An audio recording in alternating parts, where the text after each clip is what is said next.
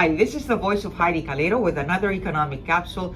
This time we have entitled our economic capsule as the inventory effect. After all, we are just in the prelude of Thanksgiving. And by the way, Thanksgiving to everybody. We have to give thanks for life, for family, for friends, and many, many other things. We are still here. And so this inventory effect has taken place in many of the retailers in the US. And so I want to share with you how that trickles down to Puerto Rico. This first graph that I'm depicting is retailers increasing inventory. And as you can see, we have there from Target, Walmart, Kohl's, Macy's, Abercrombie, Gap, and all of them, we have the first line is August through October of 2021. What was their percentage of inventory that they had? And notice, for instance, Target increasing from 18% in 2021 to May, July 2022, they increased it to 36%. Walmart increased it from 11% through 25%. Kohl's from 1% to 48%. Macy's, maybe it had enough inventory because it had from 19% it went to 7%. A&F from 0% to 70%, and Gap from -1%, depleting its inventory to 37%. And all this accumulation of inventory, of course, it could be good for consumers because they want to get rid of all that inventory now coming the Christmas sales and Black Friday and Cyber Monday. Notice this second graph, which are retailers at risk. This is not the story of just last year. This is the story of the impact of the pandemic in what has been happening. And so we are depicting here some of the names that we know in terms of retailers. For instance, Macy's. Macy's has already closed 125 stores. We hope they do not close in Puerto Rico because especially the San Juan store in Plaza Las Americas is one of the most lucrative and its most popular stores. Fry's Electronic has closed 31 stores, Stock and Field 12, Stage 738. Starbucks, which is also in Puerto Rico, they have closed from 2020, the year of the pandemic, to 2022.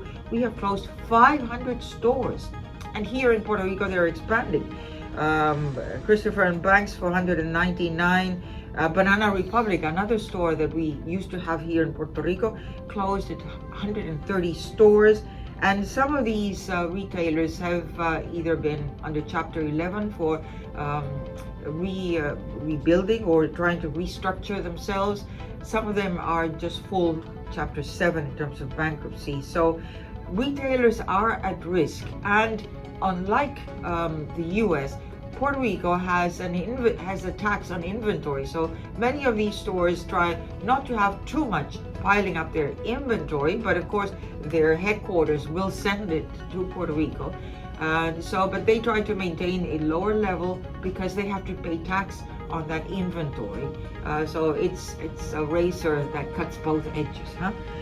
Let's look then at what is happening in terms of retail in Puerto Rico, and this next graph is entitled "Is Retail Recovering?"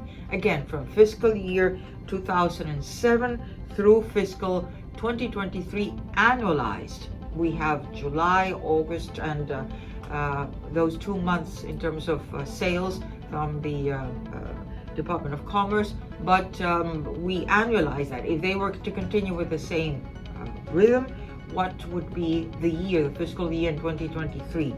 And each of those columns, which is the total for the retail sales, for instance, in 2007, we had $35 billion in retail sales. And in 2023 annualized, we will reach approximately up to $40 billion. So $5 billion increase. Let's look at some of those categories. Well, at the bottom of this graph is the deep blue. That is food. Food was $5.1 billion in 2007. This is all in current prices. And in 2023 annualized, it looks the same, like $5.1 billion. The next category, which is clothing, it's that light blue, the cyan blue. And it was $6.2 billion in 2007, and now in 2022 it doubled 14.4. So Puerto Ricans are not only, and this is men and women, so no discrimination here. We like clothing, and we also like appliances, electronics. So those are categories which are depicted in many of our stores. The next one is the magenta, which is the sale of cars in dollars, not in units.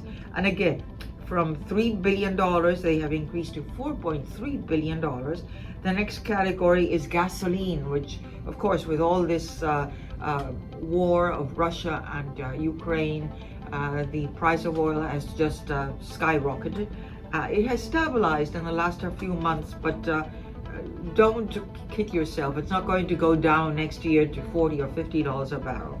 It will stay maybe close to 80, 90, and maybe second half of 2023, if this is not resolved, it could really gain again if China really opens up, and that policy of zero opening with the COVID cases, if they put it aside. But so far, that could really imply that China would open up a monster economy, which would also demand a lot of oil, and that would put pressure on the price of oil and gasoline for us.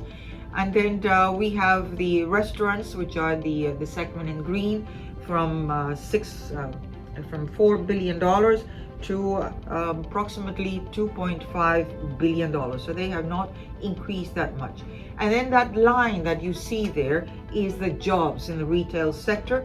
The Department of Commerce said that we had 256,000 jobs in the retail sector, but now in the annualized 2023, with July, August, September, of course Fiona really interrupted that series, but with October we averaged, and it's approximately 272,000 jobs, and that's 20,000 jobs less than in 2022. So overall, is retail recovering? Is a question mark. I don't think that we are seeing this high increase by consumers being lured to gain all these Black Mondays. But again, if you're listening to this podcast, be conservative, lower your debts, and just give a big hug to your family and dear friends instead of just going out and buying a 72-inch TV. Then we are paying the price, which is this last graph that I'm depicting for you. This is the consumer price index, again divided into the same categories that we depicted for retail sales. Overall inflation increasing from 4% in 2007 to 7% in 2023, again using the available figures for July, August, September, and even October. So the components indicate that for food, it was 4% in 2007. It increased to 10% in 2023. In clothing, it was a negative. It was depleted, decelerated, negative 2%. It's increased to 2%. Cars from 4% to 11%. Gasoline from 5% to a whopping 32%. Restaurants from 6% to 7%. So all categories gaining, and of course, if prices increase, it's going to also reflect in what are the retail sales in monetary prices. Of course, that some of the consumer behavior might change if those prices are very high. For instance, the gasoline, you have to be more cautious in terms of usage. But overall, this inventory effect is impacting the US. There are several retailers at risk, and certainly inflation.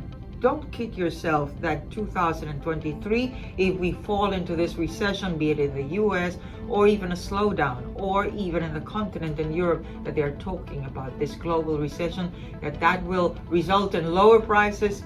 Do not think that that is so.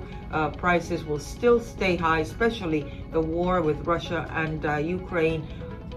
Ukraine, as I've said before, is the wheat basket of the world. So, and they have in fertilizers, and they have in oils, and so they also have different issues, and so prices will probably remain high.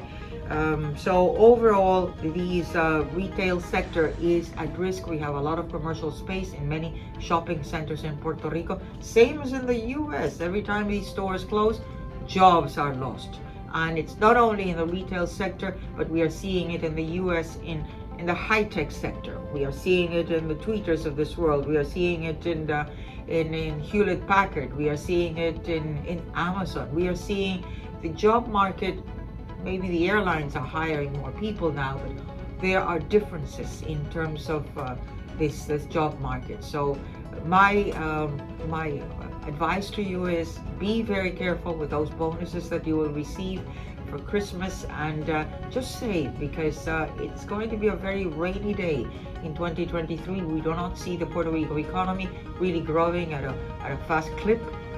If anything, it will be just 0.4, 0.7 as per the Puerto Rico Planning Board's projection for fiscal 2023, and the job market is not really hiring that much. If you liked our economic capsule, don't forget to subscribe to the Voice of Heidie Calero in YouTube. Don't forget that this is a service of Puerto Rico Economic Pulse, and give us a like in those capsules that you really enjoy, and don't forget that the economy is all of us. Thank you.